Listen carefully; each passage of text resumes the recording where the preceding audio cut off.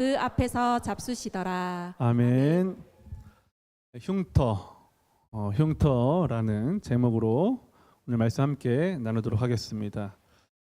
지금은 좀 많히 희미해졌는데요. 이 저희 왼쪽 눈덩이, 제 눈두덩이가 많이 부어 있잖아요, 항상. 그렇죠? 예.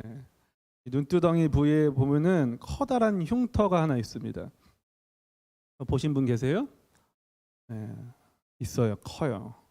정확하지는 않지만 한 4살 정도 전에 생긴 흉터라고 들었습니다. 할머니께서 저를 돌보시는데 제가 놀다가 낫에 베어가지고 생긴 흉터라고 해요. 어떻게 그렇게 생긴 건지 이해는 못하겠는데 낫에 베었대요. 이 피부에는 층이 있다고 합니다. 층. 위에 제일 겉피부, 껍데기는 표피고 표피 밑에는 진피라는 게 있다 그래요.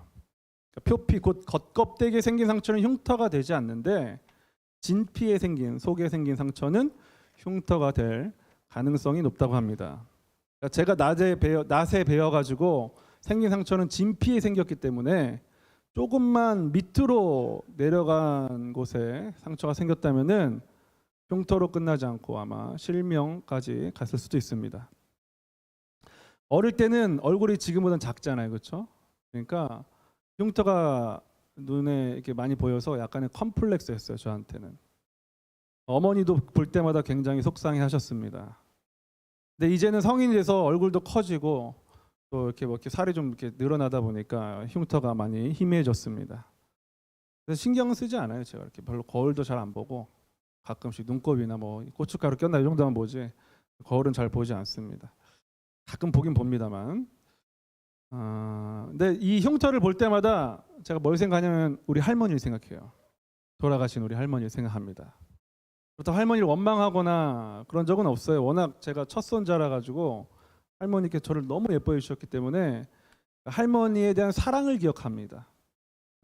그리고 또 제가 다쳤을 때 할머니도 얼마나 속상하셨겠냐 하고 생각하는 거예요.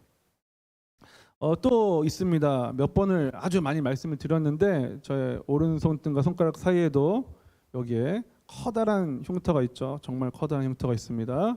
우리 교회에서 한 7, 8년 전쯤에 여기서 생긴 흉터인데요.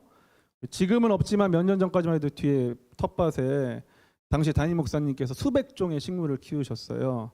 하우스가 있었어요. 그래서 겨울에 식물을 잘 살리기 위해서는 땔감이 필요했습니다. 화목난로를 사용했는데 그래서 보통 이제 목사님께서 하시기도 하셨는데 그날 목사님이 출타 중이셔서 제가 목사님을 좀 돕겠다는 그 자발적인 마음으로 나무를 잘랐습니다. 근데 나무를 자르는 도구가 원형 전기 톱날이었는데 평소에는 이 원형 톱날이 얌전하게 잘 붙어 있는데 그날따라 이 녀석이 몸이 좀 근질근질했는지 자유를 찾고 싶었는지 잘 저에게 날라왔습니다. 몸으로 날라왔어요. 사람이 신기하죠. 그 위기의 그 순간에 그 장면이 마치 영화 매트릭스처럼 슬로우 비디오로 보였어요. 唰 톱날이 唰 회전하는 게 보이고 제가 탁 피하면서 손에 맞았어요. 몸으로 날라왔는데 손가락은 잘리진 않았지만 힘줄이 좀 잘렸고 피부에 흉터가 크게 남았습니다.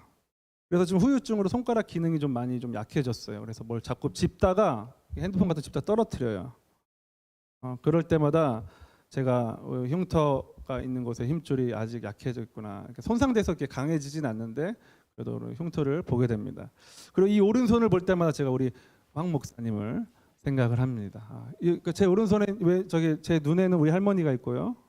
여기는 우리 황 목사님이 계셔요. 제 안에도 흉터가 있어요.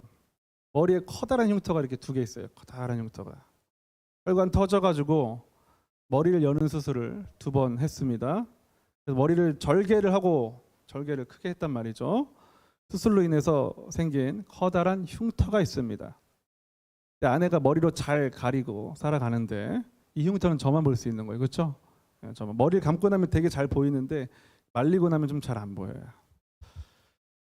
그런데 이 흉터를 보면 떠오르는 사람들이 있어요. 누구냐면은 당시 제가 교회 섬기던 교회 성도님들입니다. 왜냐하면 제 아내가 쓰러졌다는 이야기를 듣고 다들 달려와 주셨고 막 기도를 정말 많이 해주셨어요. 그러니까 쓰러져가지고 의식을 좀 잃고 있지 않습니까? 그러니까 많이 기도를 해주셨어요. 또 병원비도 내주시고 당시 제가 어린 아이들이 있었는데 3명 정말 아이들 자기 아이들처럼 돌봐주셨어요.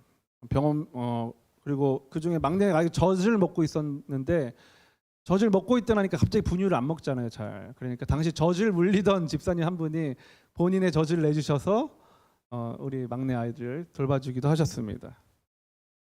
잊지 못하죠. 그래서 제 아내의 머리에 있는 흉터를 보면 한 분 한 분이 다 생각납니다. 그때 도와주셨던 분들의 이름, 병문안 오셨던 분들의 표정, 잘 깨어날 수 있기를 바라는 지속적인 기도 하나 또 잊지 않고 다 기억하고 있습니다. 흉터를 그냥 볼 때는 보기가 좋지 않고 심지어 어떤 흉터는 흉측해 보이기도 하죠. 하지만 알고 보면 흉터에는 이야기가 있어요. 지금 제가 말한 것처럼 이야기가 있습니다. 흉터에는 사연이 있습니다. 그리고 흉터에는 흉터에 관련된 사람의 이름도 있습니다. 여러분은 어떤 흉터를 가지고 계십니까? 여러분도 아마 흉터가 한두 개쯤은 있으실 거예요. 사연도 있으실 거고 관련된 사람도 있을 겁니다. 여러분, 예수님도 흉터가 있었어요. 흉터는 되게 의도하지 않은 상황에서 만들어지는 거죠. 실수로 칼에 베인다거나 혹은 갑작스러운 사고를 당해서 등등. 문신을 제외하고는 원해서 흉터를 만드는 사람은 잘 없습니다. 그런데 예수님도 흉터가 있으셨다고요. 생각을 한번 해보세요. 사람은 전지전능하지 않기 때문에, 부주의하기 때문에, 앞뒤 옆에서 벌어진 상황을 다 보지 못하기 때문에 얼마든지 언제든지 흉터가 생길 가능성이 있습니다. 그렇죠? 네. 그런데 전지전능하신, 그러니까 다 알고 계시는 예수님께서 흉터가 생길 이유가 뭐냐 이거예요. 저처럼 저에게 톱날이 날아왔던 것처럼 만약 그 순간에 예수님이 보셨다면 어떻겠어요? 광풍을 잠재우듯이 그냥 멈춰 하면 톱날이 멈췄을 거예요. 그럼 흉터 저처럼 생기지 않았을 겁니다. 근데 예수님 흉터가 있으셨어요. 머리에는 가시 면류관을 쓰고 남은 흉터가 있었습니다. 온몸에는 날카로운 가시가 달린 채찍 맞고 긁혀서 생긴 흉터도 있었습니다. 손과 발에는요 커다란 못이 통과하고 나서 구멍이 되고 남은 흉터도 있었습니다. 여러분, 누가 이 흉터 만들었습니까? 누가 만들었습니까? 범인이 누구냐고요. 먼저는 당시 십자가에 예수님을 매달았던 로마 병정들과 예수님을 고발했던 일부 유대인들이 그 첫 번째 원흉일 겁니다. 그리고 요한복음 1장 29절에서 사도 요한은요 예수님의 흉터를 만든 원인이 저와 여러분에게 있다고 이야기합니다. 누구에게 있다고요? 나한테 있다. 우리 요한복음 1장 29절 같이 한번 읽어볼까요? 시작. 보라, 세상 죄를 지고 가는 하나님의 어린 양이로다. 세상 죄를 지고 가셨대요. 저와 여러분을 두고 세상이라고 말하잖아요. 그렇죠? 그러니까 세상 죄란 저와 여러분이 지은 죄, 여러분의 죄를 이야기합니다. 로마서 3장 23절도 더불어서 증언합니다. 같이 한번 읽어볼까요? 로마 3장 23절 시작. 모든 사람이 죄를 범하였음에. 모든 사람이래요. 모든 사람. 제외 없는 모든 사람. 저희 흉터에 사연이 있고 사연과 얽힌 사람이 있는 것처럼 예수님의 흉터에도 사연이 있고 연관된 사람이 있습니다. 예수님에게 그 흉터가 생기던 날에, 십자가에 달리시고 죽으시던 그날에 예수님께서 누구를 떠올리셨을까요? 바로 저입니다. 그리고 여러분입니다. 2000년 전 생긴 그 일이 나와 무슨 상관이야 하고 생각하시는 분이 계실 수도 있습니다. 그 사람도 포함입니다. 그 사람까지 포함입니다. 예수님께서 십자가에서 죽으시면서 이렇게 말씀하셨는데요. 누가복음 23장 34절 말씀 같이 읽어보겠습니다. 시작. 아버지, 저들을 사하여 주옵소서. 자기들이 하는 것을 알지 못함이니이다. 자기들이 하는 것을 알지 못하는 분들까지 포함해서 그 흉터가 만들어진 겁니다. 그러니까 저와 여러분이 예수님의 흉터를 만든 범인이에요. 예수님은 저와 여러분의 죄를 사하기 위해서 흉터가 생길지 아셨지만 십자가에 달리셨습니다. 그리고 그날 저와 여러분의 모든 죄는요 그 흉터를 통해서 다 용서받았습니다. 믿으십니까? 과거에 지은 죄, 오늘 지은 죄, 그리고 미래의 죄까지 다 싹 다 용서받았습니다. 그런가 하면 몸에 새겨지는 흉터도 있지만 마음에 새겨지는 흉터도 있습니다. 예수님의 몸에 새겨진 흉터에는요, 여러 사람들이 관여했어요. 예수님께 환호했던 많은 대중들의 관심과 사랑은요, 싸늘하게 식어갔습니다. 예수님을 통해서 병을 치유받았던 많은 사람들도 예수님께서 십자가에서 돌아가시던 그날까지 그 누구도 나서지 않았습니다. 철저하게 많은 사람들에게 외면당하셨고 소외되셨고 심지어 배척받으시고 미움까지 당하셨습니다. 그 중에 12명의 제자도 있었어요. 대표적으로 가룟 유다가 있었고요. 베드로도 있었습니다. 가룟 유다라는 사람은 예수님을 팔았습니다. 베드로는요, 절대 떠나지 않겠다고 호언장담해놓고 달기 3번 울기 전에 예수님 부인하고 도망갔습니다. 몸에 생긴 흉터도 아프지만 사람에게 배신당해서 생기는 마음의 흉터도 아픕니다.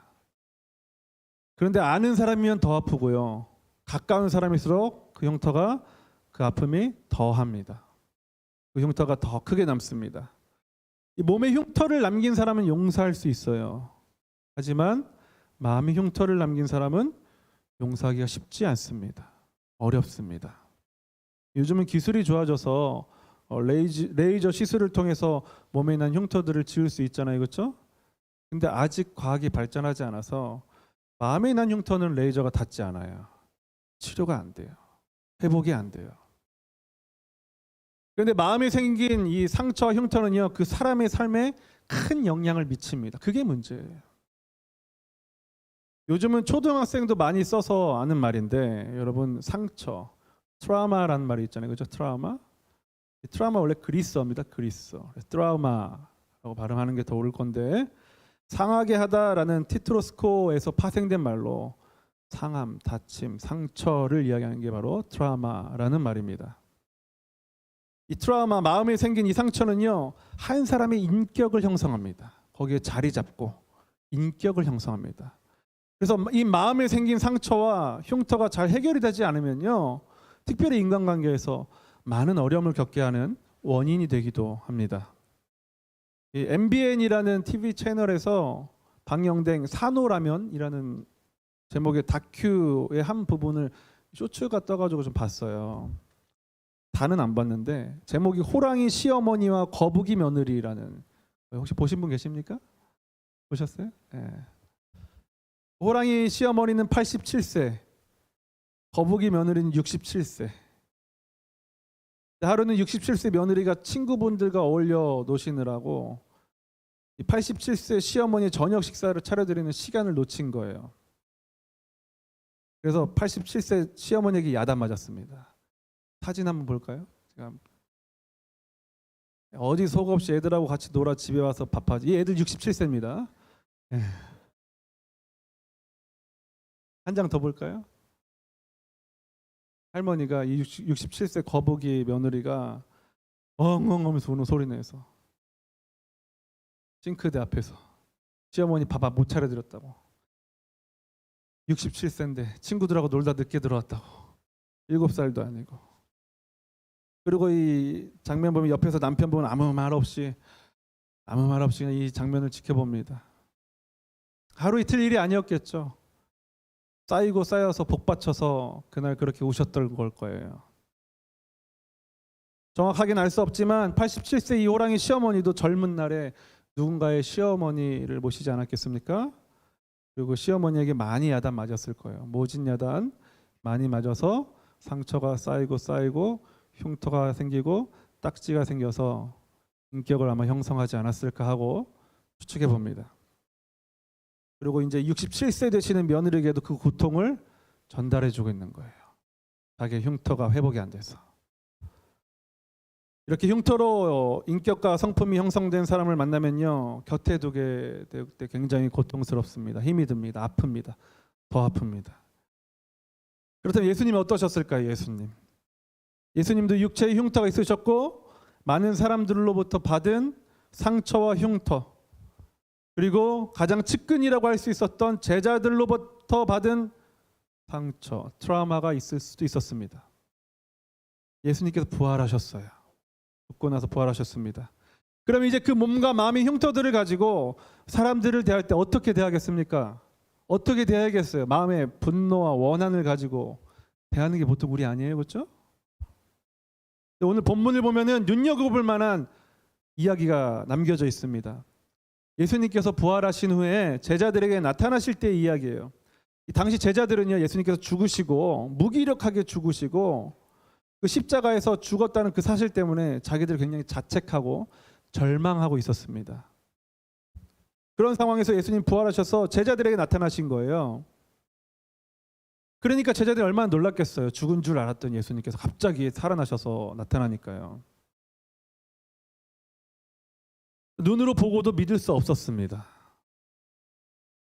그래서 제자들은 육체가 아니라 영으로 나타나신 걸로 오해를 했어요. 그때 예수님께서 이렇게 말씀하십니다. 누가복음 24장 37절 말씀 같이 한번 읽어볼게요. 시작. 내 손과 내 발을 보라. 바로 나다. 나를 만져보고 쳐다보라. 유령은 살과 뼈가 없다. 그러나 너희가 보다시피 나는 있지 않느냐. 제자들에게 뭘 보여주셨습니까? 손과 발에 흉터를 보여주셨어요. 구멍 보여주셨어요. 여러분, 흉터를 보는 제자들의 마음이 어땠을까요? 흉터를 보여주신 예수님의 마음은 어땠을까요? 여러분이 제자라면 어땠을 것 같습니까? 근데 이 제자들의 재미있는 반응이 누가복음 24장 41절에 기록되어 있어요. 같이 한번 다시 읽어볼게요. 24장 41절 시작. 그들은 너무 기쁘고 놀라워 오히려 믿기지 않았습니다. 흉터 보고 어땠다고요? 흉터를 보고 기뻤대요. 이상하지 않아요? 흉터를 보면 마음이 아파야 되는 거 아닙니까? 슬퍼야 되는 거 아니에요? 죄책감을 느껴야 되는 거 아니에요? 제자들은 다 도망갔으니까 마음이 찔려야 되는 거 아니냐고요. 여러 감정들이 있었겠죠. 복합적인. 예수님이 죽으실 때 함께하지 못해서 미안한 마음과 동시에 정말로 말씀하신 대로 부활하시고 살아오셔서 찾아오신 그 예수님에 대한 반갑고 기쁜 마음이 함께 있지 않았겠냐 이거예요. 그리고 여기 또 한 가지 중요한 내용이 담겨져 있는데요. 예수님께서 자신들을 비롯한 모든 인류의 죄를 대신 갚아주신, 다시 말해서 대속해주신 예수님의 사랑이 절망하고 낙심하고 있던 제자 자신들에게 찾아오신 것에 대한 기쁨이 있었던 거예요. 사랑하는 성도 여러분, 예수님의 흉터를 마주할 때, 그 십자가가 내 영혼을 통과할 때, 내 삶을 통과할 때요, 몸과 마음의 흉터가 치유돼서 뭐 어떻게 되는 거예요? 기쁨이 된다는 겁니다. 믿으십니까? 여러분, 이걸 아셔야 돼요. 십자가, 그 흉터를 통과할 때, 내 삶을 통과할 때, 관통할 때 내 삶에 기쁨이 찾아온다는 겁니다. 예수님의 흉터에는요, 궁극적으로 구원의 메시지가 담겨져 있습니다. 그래서 예수님의 흉터는 복음입니다. 복음. 기쁜 소식이라고요. 예수님 아프신 게 우리에겐 기쁜 소식이에요. 예수님 손에 발에 구멍 난 게 우리에겐 기쁜 소식입니다. 원래 그 흉터 누가 나야 되는 흉터입니까? 내가 나야 하는 흉터잖아요. 나 대신 누가 아파주니까 기뻐요, 안 기뻐요? 차마 말은 못하겠죠. 기쁘죠. 그래서 예수님께서 제자들에게 손과 발에 난 흉터를 만져보라고 하신 거예요. 얘들아, 만져봐. 나 아팠어. 많이 아팠어. 엄청 아팠어. 근데 너희들 사랑하기 위해서 아픈 거야. 아팠던 거야. 만져봐. 괜찮아. 여러분, 예수님의 아픔에는 육신의 아픔만 있었던 게 아닙니다. 사랑하는 사람들 한 명 한 명에게 받은 마음의 아픔, 심지어 예수님은요, 하나님께로부터 버림받은 것 같은 하나님과의 단절로부터는 이 영혼의 절망까지 경험하셨어요. 그래서 이렇게 말씀하셨잖아요. 어찌하여 나를 버리셨나이까. 온 우주로부터 소외를 당하셨어요. 하나님 포함해서. 예수님은요, 그 흉터를 통해서 자기 백성의 상처를 싸매시고 치유하십니다. 이사야서 30장 26절에 이 예언이 기록되어 있어요. 우리 이사야서 30장 26절 같이 한번 읽어볼게요. 시작. 여호와께서 그 백성들의 상처를 싸매시고 그가 때린 자리를 치료하시는 날에 달은 해처럼 빛을 내고. 여호와께서 그 백성들의 상처를 싸매시고 그가 때린 자리를 어떻게 하신다고요? 치료하신다. 그러니까 저와 여러분을 치료하시기 위해서 상처 당하신 거, 상처 입으신 거예요. 그리고 예수님은 제자들에게 먹을 것을 달라고 하시고 생선 한 토막을 제자들 앞에서 드셨습니다. 육체로 오신 증거를 보이신 거예요. 이게 구원의 원리입니다. 구원의 원리. 그리고 이 구원의 원리에 저와 여러분이 뭐 하는 거예요? 동참하는 겁니다. 동참. 하늘의 뜻이 저와 여러분에게 이루어지는 것. 예수님께서 하신 그 주기도, 아까 우리가 불렀던 그 찬양, 하늘의 뜻이 저와 여러분의 삶에서 펼쳐지는 것. 저와 여러분이 가지고 있는 그 마음과 몸에 난 흉터가 십자가를 통과하면 그 흉터는 더 이상 아픔이 아니라, 고통이 아니라, 쓴뿌리가 아니라 사람을 살리는 복음의 도구가 된다는 거예요. 여러분, 제자들이 예수님의 손과 발에 난 구멍과 그 흉터를 보고서 기뻐했잖아요. 여러분, 언제 사람들이 우리를 기뻐하는지 아세요? 우리가 잘 될 때 기뻐하는 줄 아십니까? 우리 아플 때 기뻐하죠. 잘 안 될 때 기뻐하죠. 무슨 말이냐면은, 제가 목회를 하면은, 목회라는 게 결국에는 사람을 대하는 거잖아요. 그렇죠? 사람을 관찰하고 이야기할 일이 많이 있습니다. 그럼 제가 하는 이야기 중에서 어떤 이야기를 좋아하시냐면은, 제가 자주 말씀드리죠. 키가 1년에 중2 때 갑자기 27cm가 커버렸다고. 1년에 한 달에 2cm, 3cm씩 큰 거예요. 원래 작은 아이였는데. 그런데 갑자기 키가 크나 눈이 급격하게 나빠져. 지금 렌즈를 껴서 그런데 눈이 엄청 나빠졌습니다. 0.01이에요, 시력이. 원래 2.0, 1.5였는데 나빠져서. 간도 나빠져. 키가 갑자기 크면 간이 나빠진대요. 간 나빠지면서 눈도 나빠진 거예요. 그리고 허리 디스크 생겼어요. 네. 이때 생긴 거예요. 요 키 큰 이야기는 별로 안 좋아해요. 근데 키 커서 생긴 부작용 이야기는 좋아합니다. 네. 제가 그때 17살 이때 허리가 디스크가 너무 심하게 생겨가지고 혼자 못 일어났습니다. 그래서 대변을 못 봤어. 어떻게 했냐면 누워서 비닐봉다리 봤어요. 17살 때 1년 이상을. 자기 힘으로 못 일어나 보신 분 계시죠, 여기 중에? 네. 17살 아이가 그거 경험하는 거 쉬운 일은 아닙니다. 아이 셋 키우면서 첫째 아이 인큐베이터에 넣고서 펑펑 온 이야기. 서울대병원 안과에 4-5살짜리 어린아이 데리고 다닌 이야기. 가본 사람들은 알아요. 서울 삼성병원에서 그 아이 또 귀 수술한 이야기. 귀 안 들릴까 봐 귀 수술한 이야기. 아내 갑자기 쓰러져서 혈관 터진 이야기. 죽다가 살아나서 뇌수술 2번 한 이야기. 교수님 추천받아서 유학 갈 수 있었고, 유학 갈 좋은 기회 2번이나 있었고, 또 좋은 교회에서도 담임 목사로 청빙 받았었는데 취소된 이야기. 길이 막힌 이야기. 장사하다 망해서 빚 갚는 이야기. 이런 거 되게 좋아하시더라고요. 그렇죠? 왜 좋아하겠어요? 땜통이라서 좋아하겠습니까? 아니죠. 그건 아닐 거예요. 그러면 진짜 저랑 얘기 안 하고 싶습니다. 다 말하지 않았지만 본인들도 그런 이야기가 하나씩 있거든요, 삶에서. 사람들에게 차마 꺼내놓지 못하는 마음도 깊이 잘 숨겨둔 흉터들이 있어요. 다. 저는 꺼내놓은 거예요. 왜? 저한테는 아픔이 되지 않으니까. 그래서 이런 아픔에 대한 아플 만한 이야기들, 흉터에 관한 이야기들을 꺼내내면 좋은 거예요. 아, 나만 그런 거 아니구나. 그래서 이 흉터를, 아픔, 상처, 흉터로 끝내지 않고 십자가를 통과하게 되면요, 십자가를 통과해서 극복하게 되면요, 다른 사람을 이해하고 사랑할 수 있는 계기가 됩니다. 그래서 아까 그 87세 할머니처럼 며느리를 괴롭히지 않아도 괜찮아요. 극복하지 못하면 계속 괴롭혀야 돼요. 그래서 오늘 나의 흉터를 통해서 예수님의 흉터를 묵상하게 되면요, 나를 살리기 위한 흉터, 누군가를 살리기 위한 흉터로서 쓰임받을 수 있음을 깨닫게 됩니다. 여러분, 왜 많은 그 고통을 주셨을까? 저에게 왜 이 많은 이야기들을 경험하게 하셨을까? 많은 사람들 이해하기 위해서 하나님께서 다 주신 거예요. 도구가 된다는 걸 알게 됐어요. 그럼 내 아픔을 볼 때 사람들이 어떻게 반응하는 거예요? 기뻐하는 거예요.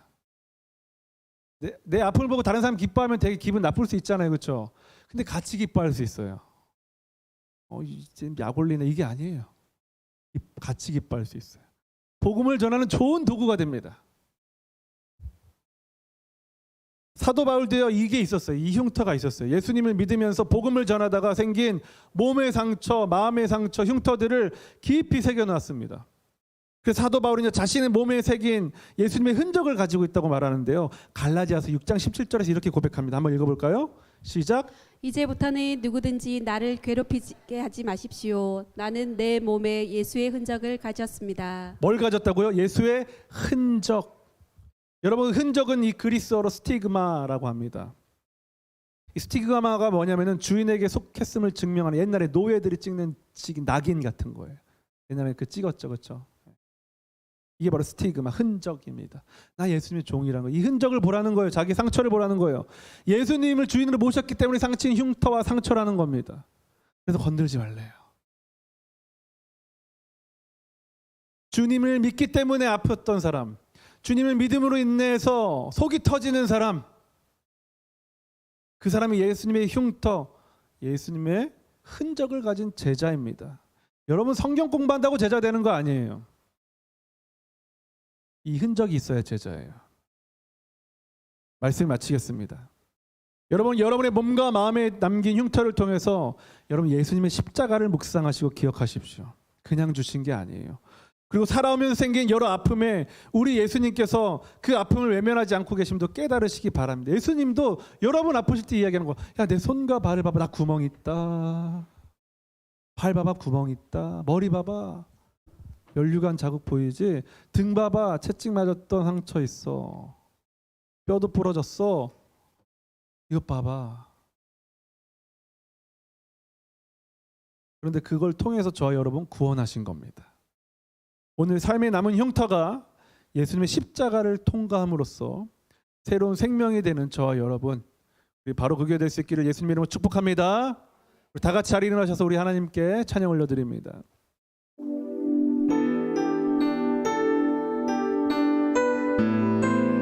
우리 때문에 라는 찬양 가사입니다. 우리 때문에 생명 주셨고, 우리 때문에 생명 주셨고, 우리 때문에 고통 당하셨네.